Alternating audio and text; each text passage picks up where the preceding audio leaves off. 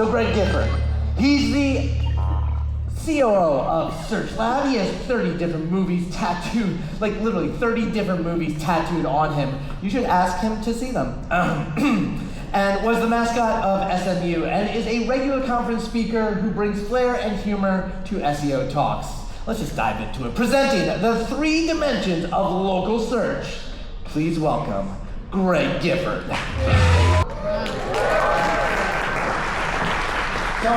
And obviously I'm obsessed with movies. Every time I do a presentation, there is a movie theme. Typically I go back and I include one movie for every year in the last 50 years, but 3D has been kind of spotty. So I have 103 references today, including one 3D film for every single year that 3D films have been released theatrically since like 1953. 52, sorry. There is attribution to the side, so that if you're curious about a movie or something that's cool, not only will you learn a lot about local search, you'll have some cool stuff to go back and watch later. Are we excited? Yeah. Let's dive in. Sorry, where the point? Sorry, this has happened a couple of times. Like, Charlene, what do I do here? Like, I don't, come on, dude. We're waiting. Dude, it's the clicker. Why are you wearing the glasses still? Whatever, dude. These look cool. Just maybe get going with the presentation, man. Okay. So, if you do business with customers face-to-face, then you need local SEO. And there are 3 primary signals, so the 3 dimensions, get it? That influence your visibility. That's your website, your Google Business Profile, and your reviews. So that's what we're gonna talk about today. And they're still pretty isolated from AI overviews and from AI search systems. So with local, we're still kind of trucking along doing all the things that we've always done because local just really isn't understood by the AI systems yet. So we don't have to worry about it as much. We know it's coming, but today is going to be more about what you do now to win now until this eventually gets to local and changes the perspective of what we're doing. We know it's coming, probably soon, but that doesn't mean we should ignore trying to help our clients win today with what we know works today. And they're releasing all these numbers about how much search is being done on ChatGPT. It's like 1% of Google. So we don't want to worry about it too much. And they're still going to need to learn about you in the future, right? They're still going to have a way to get this information about your business entity to be able to recommend you if it's an AI agent or whatever it might be. So the 3 dimensions I'm going to talk about today, as far as we know, will still be incredibly influential. ChatGPT just started showing some reviews in some tests, and AI overviews are starting to show reviews for local businesses as well. But I always like to boil things down to simple concepts because you come to this conference, you hear all of these A-list speakers, and you write all these notes, and you record all these things, and you have your AI transcriptions when you go home, and then you're kind of overwhelmed because it's like so much to remember. So I boil things down to simple concepts, so when you're digging back through the slides later, you're like, oh yeah, I remember that. And it's really important to remember, with local search especially, that Google is really just an advanced pattern detection system. And so are the AI systems, right? So it's all about pattern detection. So we don't really want to get lost in, let's put a keyword in this spot, or let's make the title tag 70 characters. Forget the basic stuff. Remember the pattern, right? You're trying to improve your pattern so that whichever system is trying to learn more about you can easily find that information and see how you're different from the competition. So you need to pay attention to the annual local search ranking factor study, except they didn't really do one last year. But the idea is, let's say we had the 5 best SEOs in the world on this stage, and we all gave them a home page and said, optimize this page. They'd all do it differently, but they'd all touch the same things because we know that the algorithm is looking at the title tag and the H1 and all the other things. So with this study, they sent out a really in-depth survey to all of these top experts. Typically it's about 35 to 40. And then they aggregate the answers and you get a really cool pie chart along with the full data results that show you the signals that matter for showing up in the map pack or in Google Maps. And I dropped the little 3D glasses on there to show how big the chunk is for the 3 dimensions that we're talking about today. And then you get another one that shows you the factors that influence localized organic, because a lot of people think that local SEO is just the map pack, but it's a different algorithm, and the 10 blue links are also powered by this local algorithm. So this is a really good guide for what you need to do in the future, because we also know that user behavior isn't, I need a product or service, I get on Google, I do a search, I buy from the first thing that I find. The more expensive your product or service skews, the more research people will do before they purchase. For a very long period of my career, for 12 years of my career, I was automotive specific. Now I'm not specific to auto, but I still get a lot of auto clients because I'm very well known in auto. The latest data from Google, which was not really that late, it was like 2 years ago, but 2 years ago, the average car buyer in the United States conducts 27 separate sessions of research before they're far enough down the funnel to give their information through a chat, an email, a form, or showing up at the dealership. So we know that people are gonna be seeing your competitors regardless of where you rank.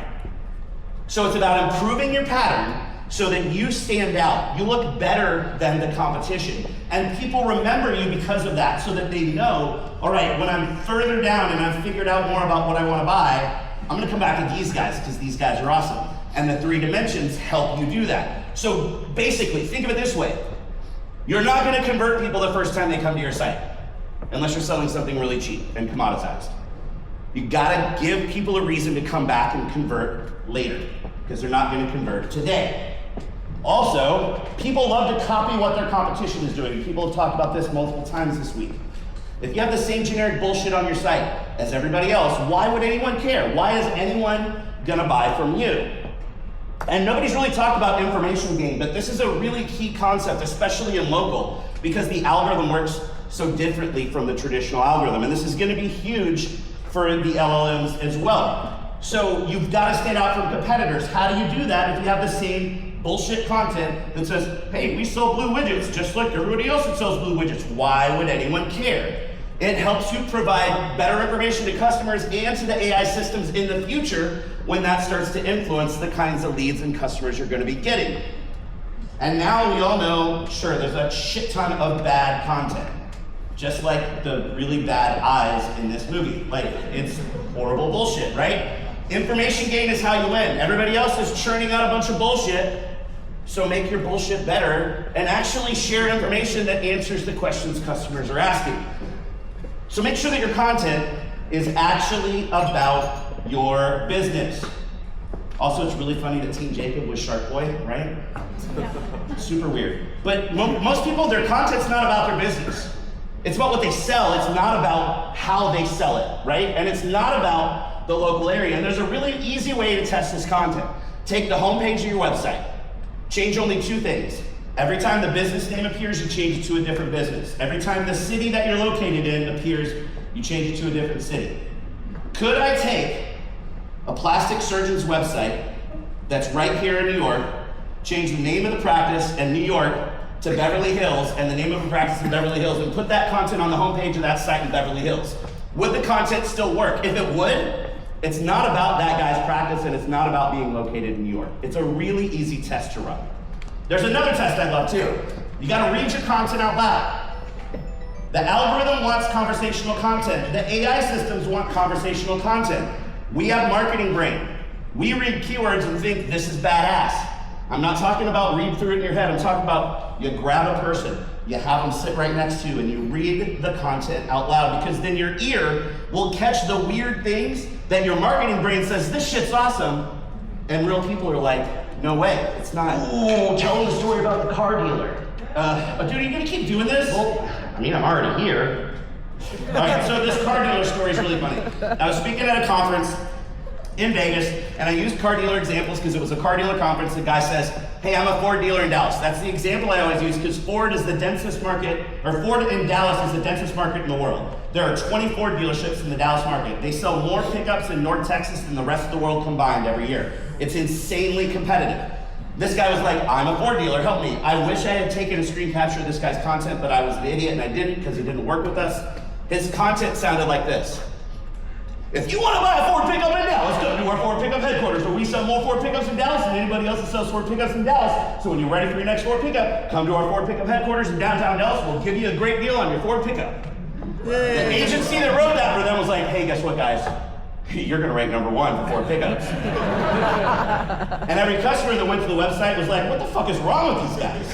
You don't catch that if you don't read it out loud. So, second important simple concept, and this is really hard for the people that have never done local. We don't have to worry about writing the best content on the internet.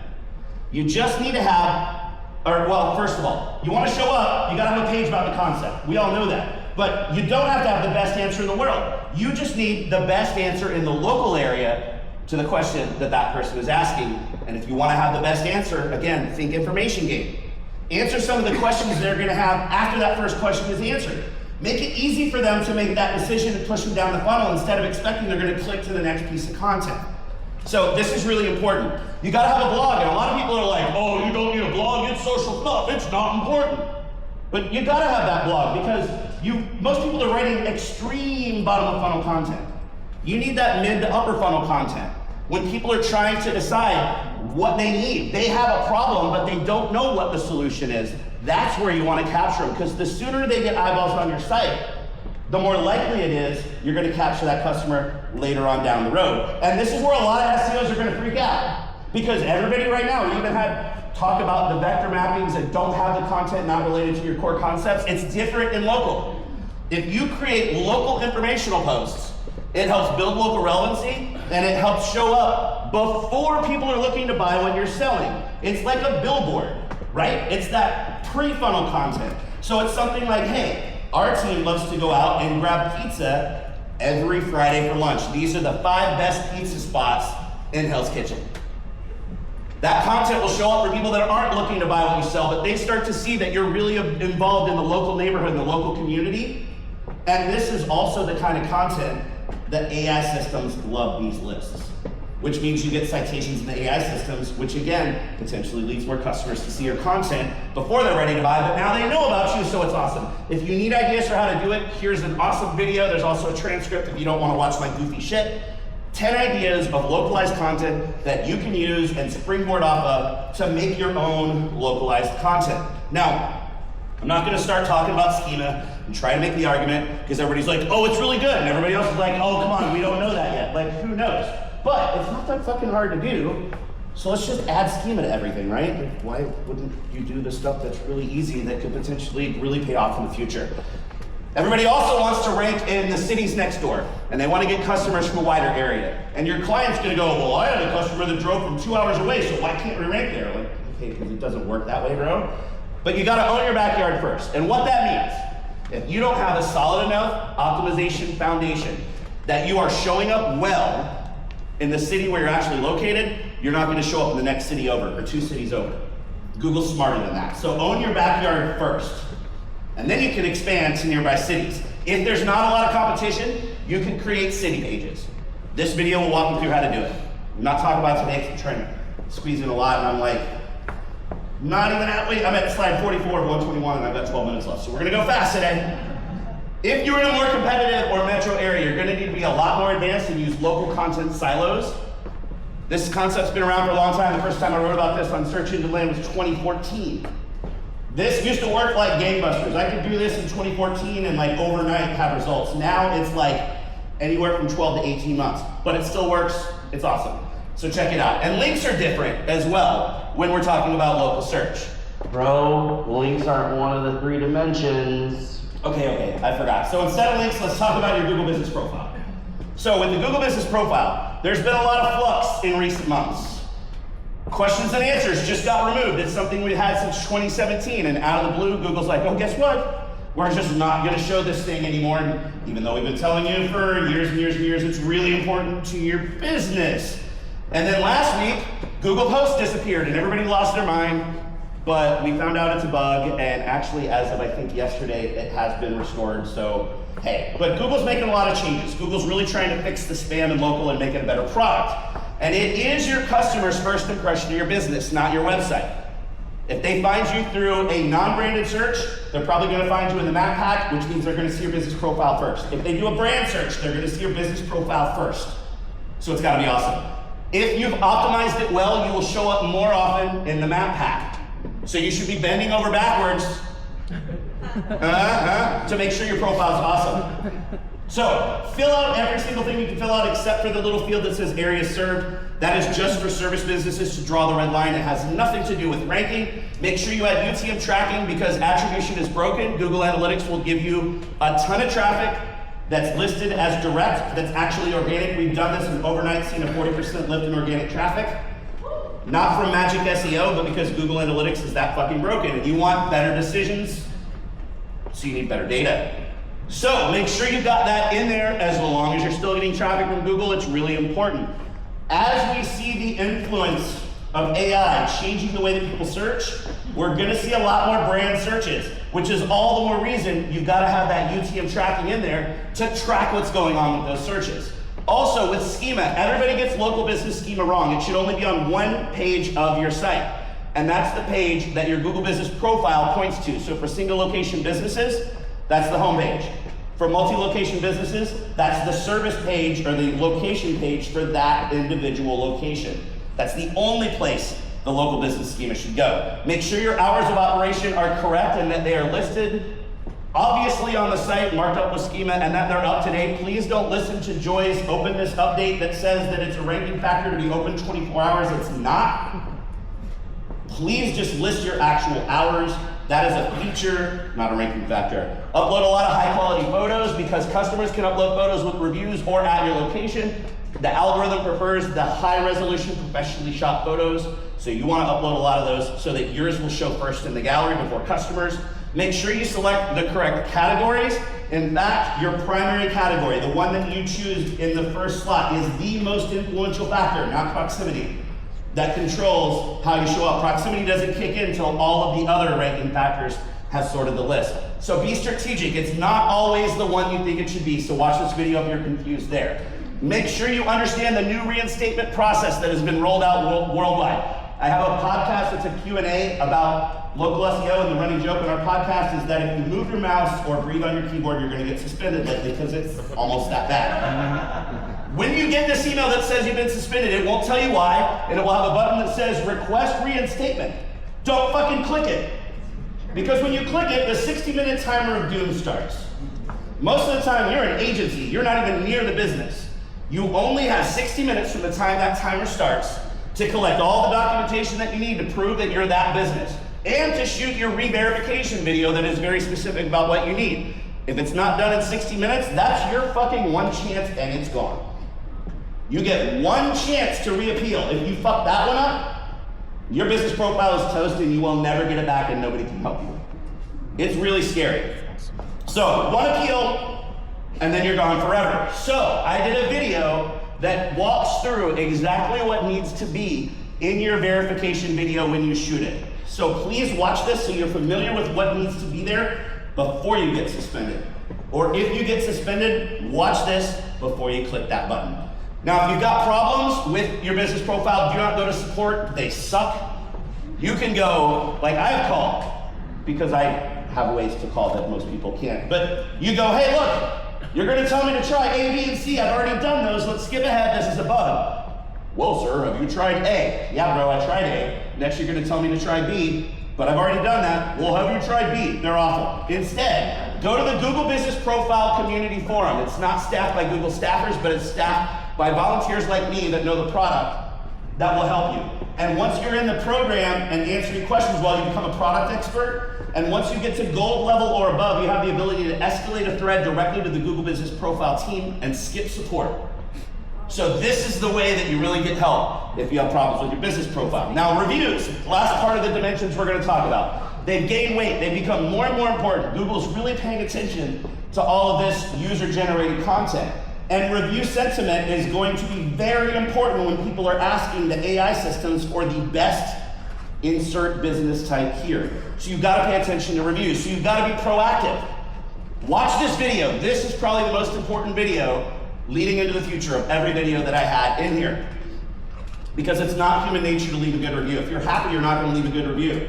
If you're pissed off, you're going to leave a bad review. So you have to ask every customer for a review actively. And then you have to make it easy for them to leave a review. And that video walks you through multiple ways to do that. Make sure you're answering every single review as well. Not just the good ones, not just the bad ones, but all of them. Also, I used to edit my own videos, and this one's fun because I talk about answering a review that's really bad, and the owner's pissed, so my face turns red and smoke comes out and there's a cartoon whistle. It's really cool, so watch that one. Validate my shitty video editing skills. So, And remember, when you respond to a bad review, the answer is not for the person that left the review. It's for every future potential customer that's reading your reviews that wants to know how you handled a shitty situation. So answer it correctly.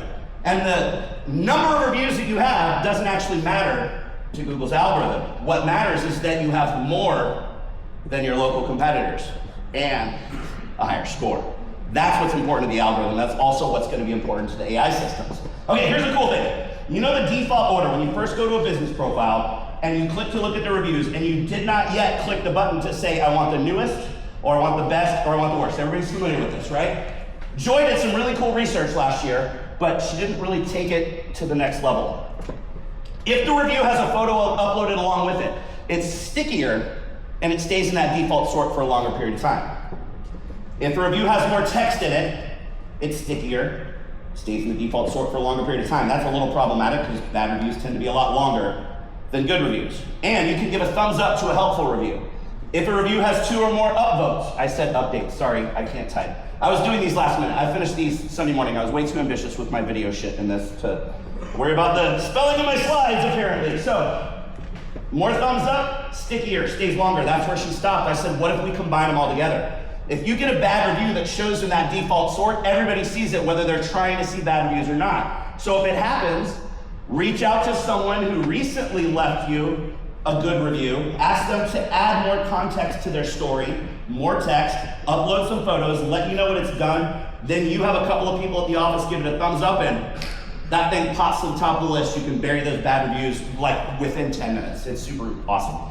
So then, about a month ago, I was at SEO Community and I was talking about using the user-generated content from your reviews and the Q&A section to write better content on your site.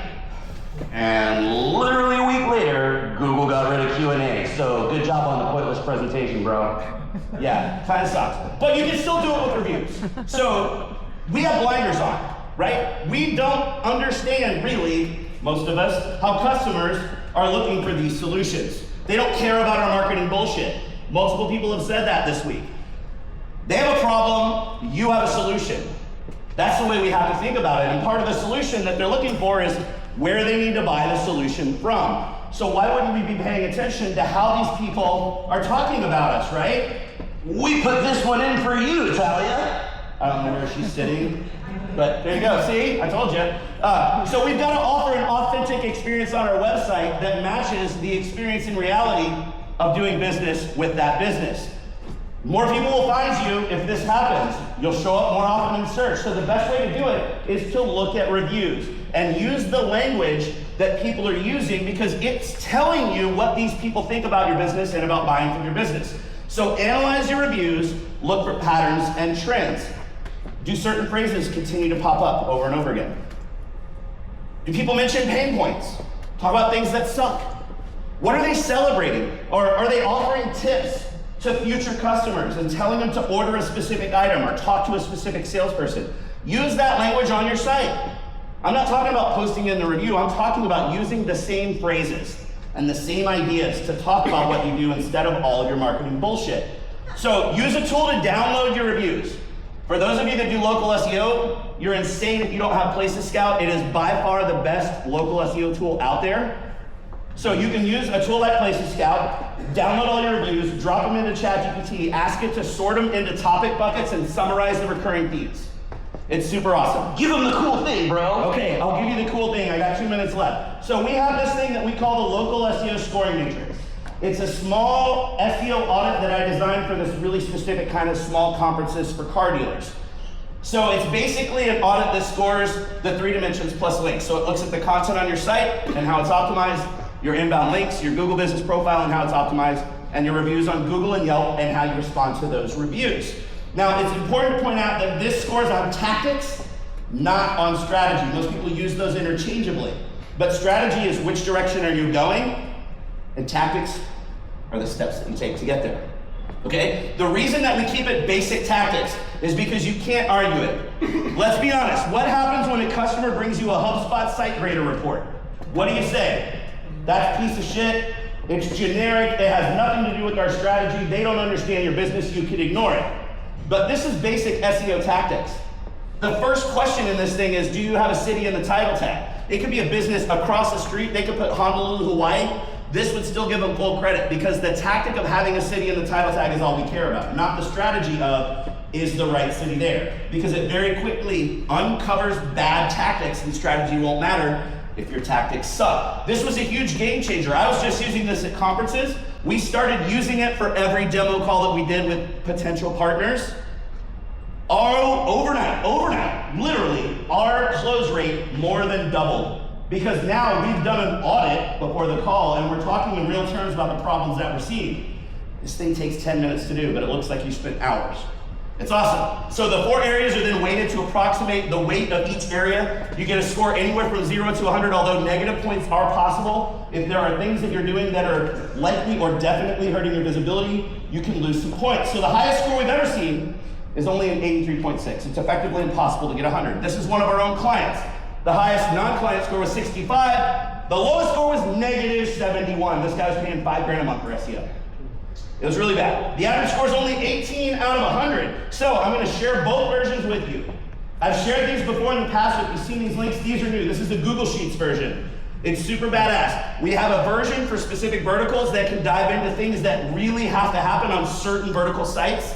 So the generic version will work with any business. And then I'm sharing the auto dealer version, just so you can see how I've adjusted it. You can make those same changes. This is a Google Sheet. This is going to make you make a copy so that you can make your own copy. It's really cool stuff. Come on, dude. You can give them more. I'm a little over time. Can I take 30 more seconds? Do you guys care for something really cool? So I just did a presentation at Brighton SEO 2 weeks ago about using Google Sheets as an SEO. I created a Google Sheet cheat sheet. Download the Google Sheet cheat sheet right there. It's super badass because it's got an app script in there that lets you create an auto-updating roll-up report.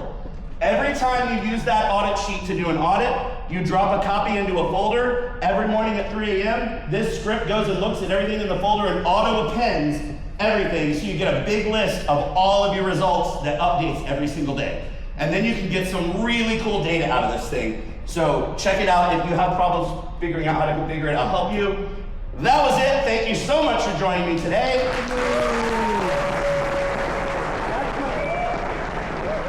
That's my email address. If you ever have questions, I will answer them. I have an open email policy. I will always help people answer questions. You can get the slides from the team. Make sure you check them out if you're a movie fan, because all the movies are listed at the end by order of release date. Thank you.